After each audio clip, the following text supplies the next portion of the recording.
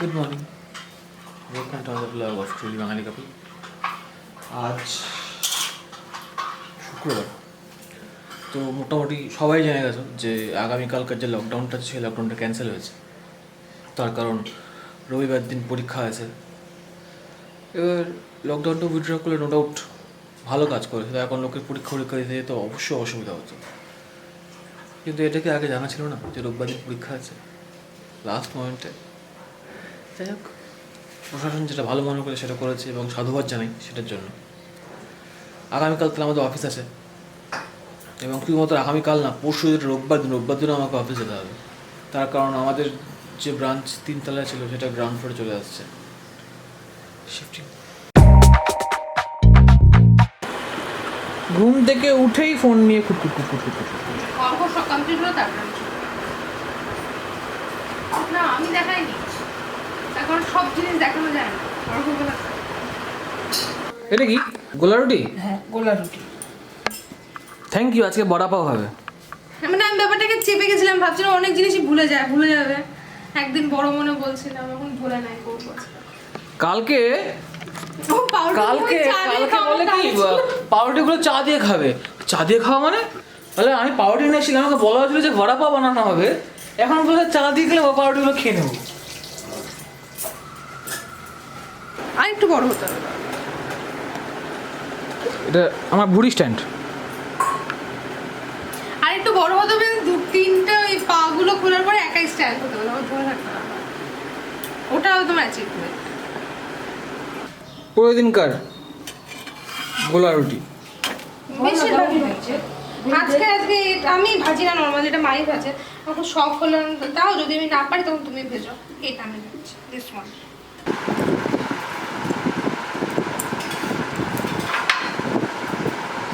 আজ বহুদিন পর ফেভারিট ঝাল চাটনি বানানো হচ্ছে। আমার ঝাল চাটনিটা অনেকদিন হলো শেষ হয়ে গেছে। অনেকদিন শেষ হয়ে গেছে, তো বানাইও নি মাঝখানে। তো আজকে ভাবলাম একটু ঝাল চাটনি বানিয়ে রাখি। দিয়ে কিন্তু সত্যি খুব ভালো লাগে, স্পেশালি স্যান্ডউইচে। আর এদিকে হচ্ছে কোনো ভাজাভুজি আর গোলা রুটি। গোলা রুটি, মেইনলি গোলা রুটির সাথে দারুণ লাগে। যদি আমাদের গ্রিন চাটনিটাও খুব ভালো হয়েছিল, বুনুকেও রেসিপি বলে দিয়েছিলাম। তবে আমি যখন বানিয়েছিলাম মা আমাকে বলেছিল যে বরফ দিলে পরে কালারটা ঠিক থাকে। বুনুকেও বলে দিয়েছিলাম, ও বানিয়েছিল। এবার আমি আজকে ঝাল চাটনি বানাবো, কারণ বিকালবেলা বড়া পাওয়ার প্ল্যান আছে। ওটাতেও চলে যাবে। ভিনিগার না? হ্যাঁ, ভিনিগারে শুকনো লঙ্কা ভিজিয়ে রাখলাম, টমেটো পোড়াবো, রসুন ভাজবো। এখানে কি মাছ আছে? একরকম মাছ তো নয় এটা। রুই কাতল মাছ আর ইলিশ মাছ। রুই কাতল ইলিশ 3 রকম আছে। রুই কাতল না, কাতল আর ইলিশ। মানে একটা মাছের ঝোলে কাতলও থাকবে, ইলিশও থাকবে। মাছের ঝোল না, ঝাল হবে, ঝাল। এরকম কে খেয়েছো যে একসাথে ইলিশ আর কাতল হচ্ছে? गरीब মানুষরা খায়। गौर से देखिए इस चेहरे को, এত অ্যাটেনশন ছেলেটা যে জীবনে আমাকে দিত এটার 1%ও, তাহলে কয়টা আসা যেত না আমার। ঠিকই আসতে না, এমনি অনেক জ্বালায়। এই লোকটা তুমি? এই লোকটা আমি। আজকে না তোমার চুল কাটার কথা, লোকটা চুল দেখে মনে পড়লো। হ্যাঁ, কাটবো। চলো চলো। কাটবো তো। কখন? আজকে সারাদিন ভালো বিহেভ করবো, না তো চুল পচা কাটে দেবো। মানে এমনি যে আমি ভালো কাটতে পারবো কোনো গ্যারান্টি নাই, স্টিল দেখে নাও সবাই। এই চুলে মাদান ঠান্ডার হেয়ারস্টাইলটা কোথায়? হেয়ারব্যান্ড লাগানো? হেয়ারব্যান্ড লাগানো।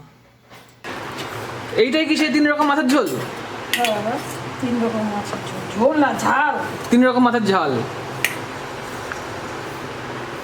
কিছু না, एक्चुअली আমাদের মাপা মাছ পিস হওয়ার পর যা বাঁচা কুচা থা हमने एक साथ बना लिया। আর তার মধ্যে অর্ঘ খুব একটা ইলিশ মাছ লাইক করে না, তো ও খাবে কাতলা মাছটা, বাদ বাকি ইলিশ খাবে। রান্না হচ্ছে ওইদিকে। তো এই দিনটা, আজকে লকডাউনের দিনটা একটুখানি ইউটিলাইজ করবো বলে ঠিক করেছি। কীভাবে ইউটিলাইজ করবো? চুলটা আজকে সত্যি আমি কাটাবো। কাটবো না, কাটাবো। এই দিকটা বড় করে রাখবো, পেছন দিকে কানা শোনা। আমি ভাই পাড়ার বড় দোকান পাও না, আমার যেমন ইচ্ছে চলো আগেও এভাবে একবার বসেছিলাম, খুব বাজে এক্সপিরিয়েন্স হয়েছিল। তো আমরা এখন চুল কাটার টিউটোরিয়াল হাউ টু আর হাউ নট টু কাট চুল আমরা এখন করবো। তিনটা জিনিস দরকার, একটা চিরুনি, একটা যেরকম সাইজের হোক কাঁচি, কারোর কুছ ফারাক নেই পড়তা, আর একটা চশমা। মানে যদি আমার মতন হয় চশমা ছাড়া দেখতে পাবো না ক্যামেরায় কি হচ্ছে, তাহলে একটা চশমা। টেকনিকটা খুব ইজি আমার, সেটা হচ্ছে যেই দিকে ও চুল যেভাবে আছড়ায় সেভাবে নিয়ে আমি জাস্ট একটু একটু করে ছোটো ছোটো করে।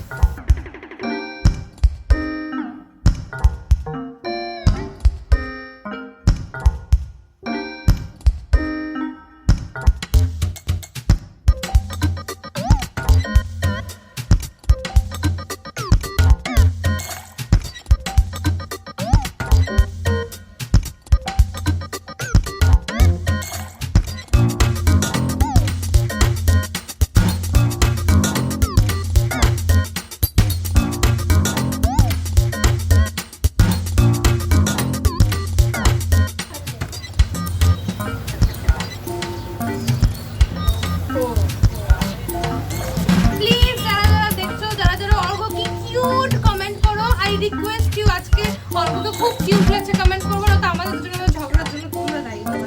প্লিজ এভরিওয়ান হ্যাশট্যাগ দিয়ে কমেন্ট করো অর্ঘ ইজ লুকিং। যাতে যেমনই চুল কাটাও কাম চালাও হয়ে যায়। সবই ঠিক আছে, আমার তো মনে হয় এটা টেস্ট।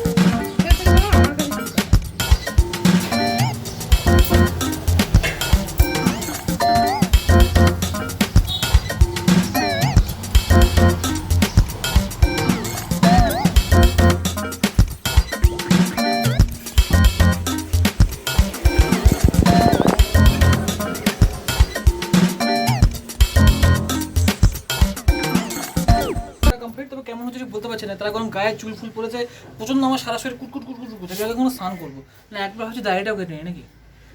আগে বল হাউ ইজ ইওর এক্সপেরিয়েন্স। ভালোই বলছি আমি আমার এই সাকসেস ডেডিকেট করতে চাই আফরোজ ভাইয়া আর সমস্ত আজব যার কাছে চুল ট্রিম করেছি, যেটা আসার পর অর্ঘ বলে টাকা লাগলো কই, ছোট হয় নাই তো। আর আমি প্লিজ দাদা চুল ছোট করো না, কিন্তু বাড়িতে গেলে গালি খাবো, বের করে দিবে করে করে ট্রিম করিয়ে আসি প্রত্যেকবার। আজকে সেই ট্রিমটা কাজে এসছে। আমি একটু নিজে হেয়ার কাট করে নিই, আমি জাস্ট ট্রিম করে দিই। যাক, আজকে দাড়ি কাটবো না। হ্যাঁ, একদিন ওভার সহ্য হবে না। স্নান টান কমপ্লিট হয়ে গেছে, আজকে চুলটা ঠিকঠাকই কাটা হয়েছে। তবে তবে গেন তবে তবে তবে এই জায়গার চুলগুলো একটু ছোটো করতে হতো, ওটা নেক্সট টাইমই করে দেবো। এটাই সব থেকে বড় ভয়। ঠিকঠাক হয়েছে, ঠিকঠাক হয়েছে। हम लोग अभी क्या करेंगे? দুটো জিনিস। নাম্বার 1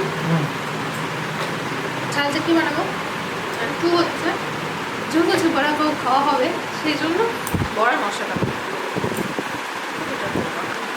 যদি ব্লগের লেনটা বেশি হয়ে যায় তাহলে আমরা বড়া পাউডার নেক্সট ব্লগে দেখাবো।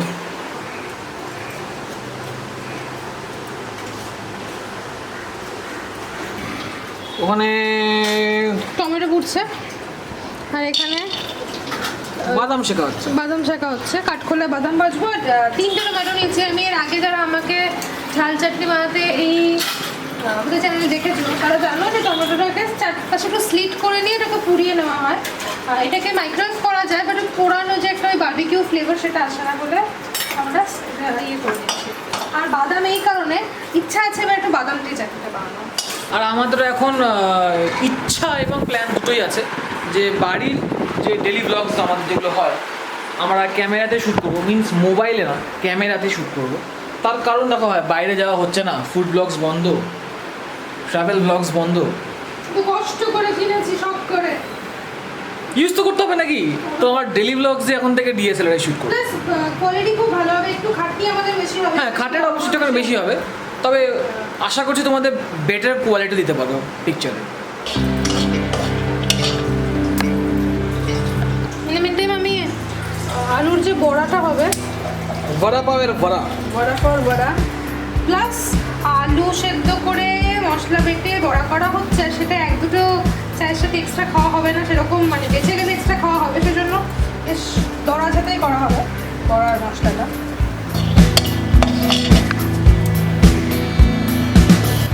এদিকে বড়া খাবার থেকে একটু বেশি হবে মশলাটা। সেই মশলাটা নয় আমরা আমরা স্টোর করে কালকে আবার সন্ধ্যেবেলা চায়ের সাথে আলুর মানে চপ আর মুড়ি খেতে পারবো, অথবা আজকে এক্সট্রা করে একটা করে খাওয়া যেতে পারে, তাই জন্য পুরোটা বানিয়ে দিচ্ছি। এটা ম্যাশ করবো, তার আগে টমেটোটাকে একটা টমেটো চেঞ্জ করে একটা টমেটো দিচ্ছি।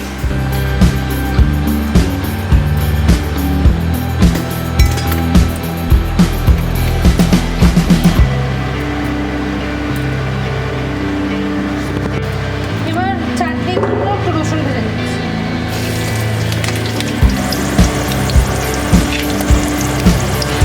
আলুর মশলা বানাবো, একটুখানি সর্ষে ফোড়ন দিলাম,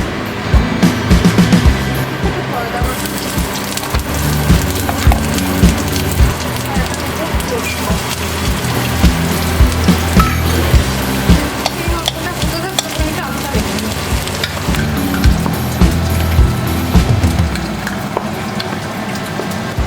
যেটুকু লবণ লাগাবো আলুটার সাথে মেখে নিই, নয়তো ওপরটাতে কী হয় পড়বে, কোনো জায়গায় পড়বে না।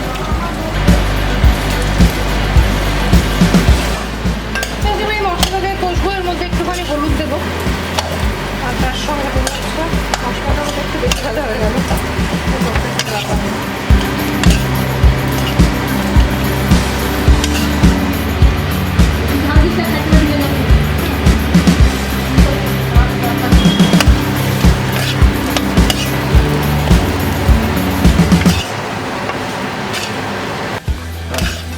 তো দিস ইজ দ্য ফাইনাল। বড়ার আলুর প্রোডাক্ট সম্পূর্ণ। এখন ভাবছিলাম বলবে this is the final product. এটা খেতেও খারাপ না, গন্ধ, এটা গন্ধ পাচ্ছ তো আলুর কষা? আলুর কষা না, আমার নাক খারাপ, আমার নাক খারাপ, লম্বা নাকটা খালি এমনি আছে। একটা বেশ সুন্দর গন্ধ বেরোয়, রসুন আর রসুন কষলে যেটা বেরোয় সেটার গন্ধটা বেরোয়। এটা মাল্টিপারপাস। এবার পাচ্ছি আমি, হাওয়া দিলে বলে পাচ্ছি। হাত দিয়ে খাবি নাকি? হাত দিয়ে খাবো, হাত দিয়ে আমরা করবো। এটা ভাত দিয়েও ভালো লাগে, এটা আলু চপ করলে ভালো লাগে, যদি বেঁচে যায় আমরা আলু চপ করে খেয়ে নেবো। আর নয়তো এর মধ্যে যদি একটু কারি পাতা দেওয়া যেত তাহলে পরে একদম পারফেক্ট ওই আলুর মানে যেটা বড়া পাওয়ের বড়া সেটার ফ্লেভার আসতো, বাট আমাদের কাছে কারি পাতা নেই, আমরা বাংলা চপের মতন বানিয়েছি। ওই টমেটোগুলোর থেকে যে বাইরের পুড়ে যাওয়া খোসাটা ছিলকাটা ছাড়িয়ে নিতে হবে।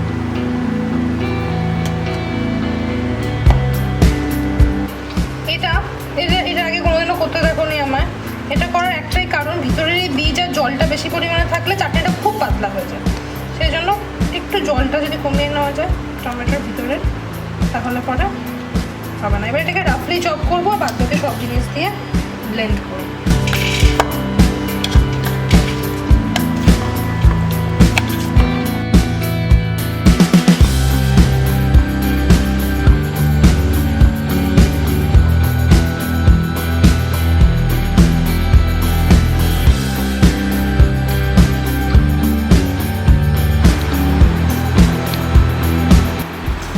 ওরা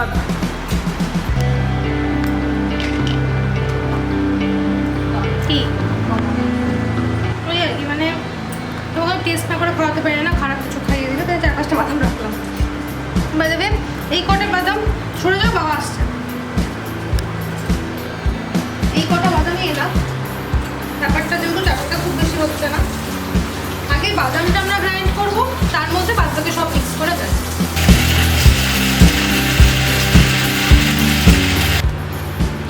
গুঁড়ো গুঁড়ো করে দিলাম, গুঁড়ো গুঁড়ো জাস্ট। মানে আস্তে দিলে বসতে চায় মতন, তো ভাঙতে বলার জন্য গুঁড়ো করে দিয়ে ধরে নিয়ে আসে, চামচ করে বাচ্চারাও করে, কাউকে যদি বলা দেখে আন ধরে নিয়ে আসে, আর ধরে আনতে বললে বেঁধে নিয়ে আসে। মানে চ্যাংদোলা করে উপরে কাঁধে তুলে নিয়ে আসে। তো এবার এর মধ্যে দেবো টমেটো, এক পোয়া কাঁচা রসুন রেখেছি আমি গন্ধটার জন্য, দেবো টমেটো। এমন কিছু রান্না হবে বলে মনে হয় না, একটু সিডও দিতে হবে।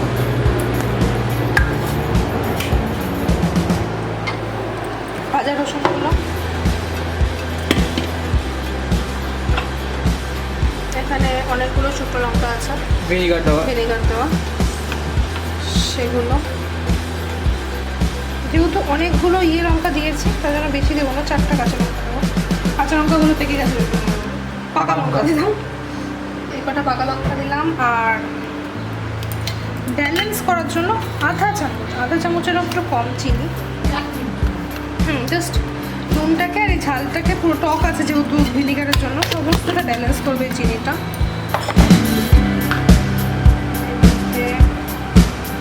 এতটা মতো লবণ পরে লাগবে দেওয়া যাবে,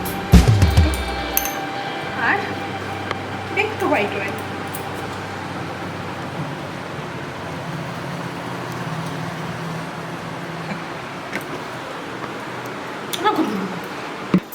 আমরা এর আগে একবার ট্রাই করেছিলাম, ছোটোটা দিয়ে গড়ানো শুরু হয়েছিল।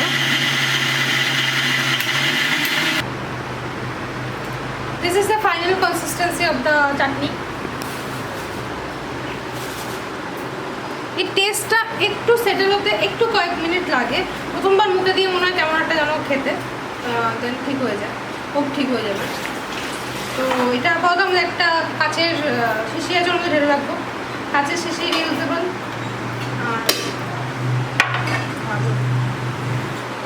কতখানি হলো? এতটা মতো, আর দেখে একটু বেশি তো চলে যাবে বেশ কিছু দিন। না বলতে বাইরে থাক, পরে ফ্রিজ করে দিই। তো এটা হচ্ছে কচু সিদ্ধ, তাই তো? মাছ, আলু, ভেন্ডি, পোস্ত, ডাল, বাস চাটনিও আছে। খাওয়া দাওয়া কমপ্লিট হয়ে গেল। অসম একখানা টেকনিক লাগিয়েছে মা।